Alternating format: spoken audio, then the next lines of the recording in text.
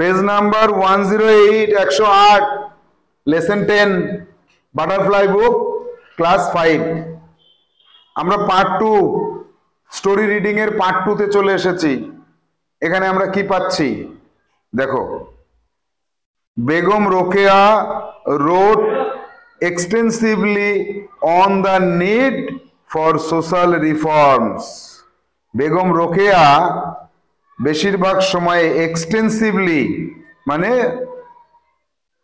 বড় করে বলতে গেলে মানে বেশিরভাগ সময়ে তিনি বেশিরভাগ লিখতেন on the need for social reforms, সামাজিক পরিবর্তনের উপরে তিনি বেশিরভাগ লেখাগুলোকে লিখতেন। Some of her famous books include Sultana's dream, Motichur and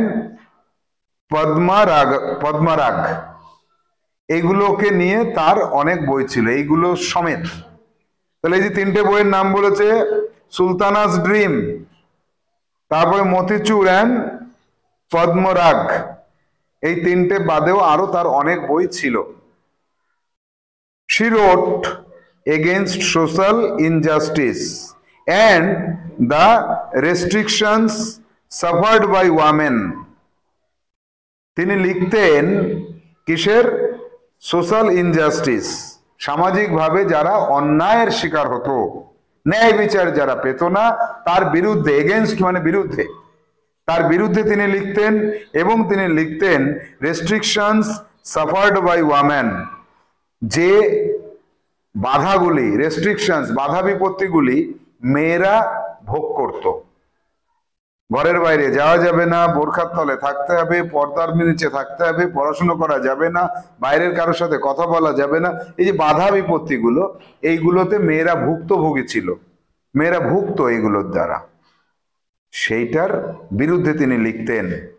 Rokeya had immense faith in women's power and proclaimed that without the help of women a family can never stand।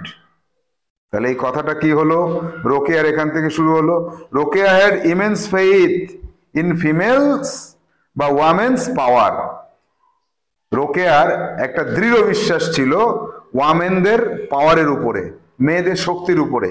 মেয়েদের অবশ্যই একটা শক্তি আছে।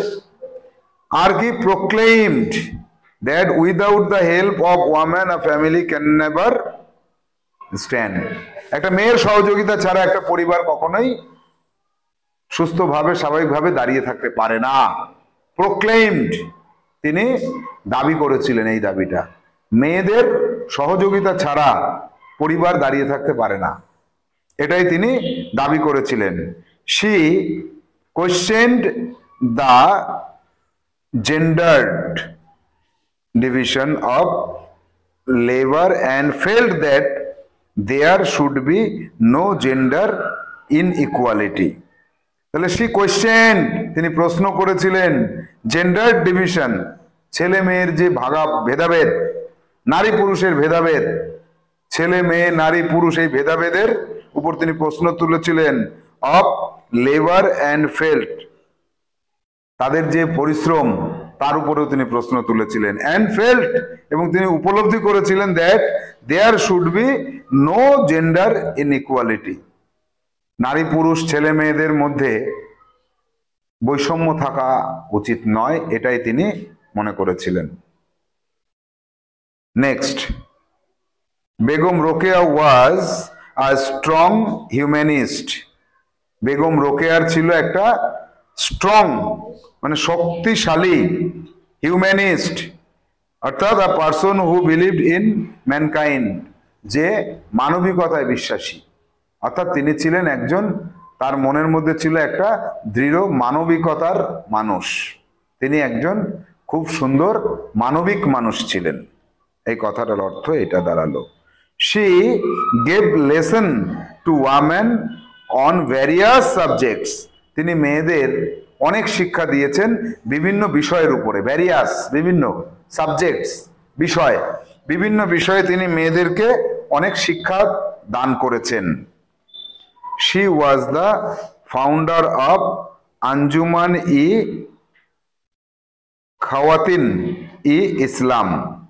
এই যে আঞ্জুমান ই খাওয়াতিন ই ইসলাম, এইটার প্রতিষ্ঠা করেছিলেন তিনি, ফাউন্ডার, প্রতিষ্ঠাতা ছিলেন।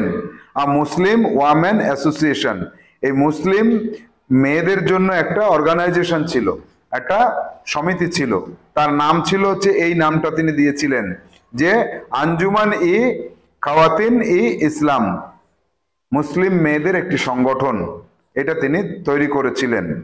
Rokeya had a deep believe in inherent unity of our nation. Inherent কথার অর্থ কি? আন্ডারলাইং, যেটা আমরা জন্মগতভাবে পাই। ইনহেরেন্ট ইউনিটি, একটা মিল অফ নেশন, সমগ্র জাতির মধ্যে একটা মিল থাকতে হবে, এইটা তিনি ডিপ বিলিভ ছিল তার, এর উপরে তার গভীর বিশ্বাস ছিল। জাতিগতভাবে ভারতবাসী মানে সব ভারতবাসী এক, এই জাতিগতভাবে সবার মধ্যে মিল থাকুক, এটাই তিনি চেয়েছিলেন। তাহলে আমরা পার্ট 2 সমাপ্ত করলাম। পার্ট 2 যে ওয়ার্ড ট্রুপটা রয়েছে সেগুলো একবার দেখে নিই। এক্সটেন্সিভলি, ওয়াইডলি মানে বেশিরভাগ, রিফর্মস অর্থাৎ পজিটিভ চেঞ্জ, পরিবর্তন করতে হবে, ভালোর দিকে পরিবর্তন করা তাকে রিফর্ম বলা হয়, আর খারাপের দিকে পরিবর্তন ডিস্ট্রাকশন বলা হয়। ইনজাস্টিস, ইন ফেয়ারনেস অর্থাৎ অবিচার। রেস্ট্রিকশনস, বাইন্ডিংস অর্থাৎ বাধা বিপত্তি। প্রোক্লেইমড, অ্যানাউন্স ঘোষণা করেছিলেন বা দাবি করেছিলেন, দাবিও বলা যায়, ডিমান্ডও বলা যায়, অথবা ঘোষণা করেছিলেন এটাও বলা যায়। Humanist, a person who believes in mankind, যার মধ্যে মানবিকতা বোধ আছে তাকে বলা হয় হিউম্যানিস্ট। ইনহেরেন্ট, আন্ডারলাইং অর্থাৎ আমাদের জন্মগতভাবে প্রাপ্ত, সহজাতভাবে প্রাপ্ত। এরপরে আমরা অ্যাক্টিভিটিতে যাব, তবে সেটা আজকের ক্লাসে নয়, পরের ক্লাসে। আজকের মতো আমাদের গল্প পাঠটা শেষ হলো।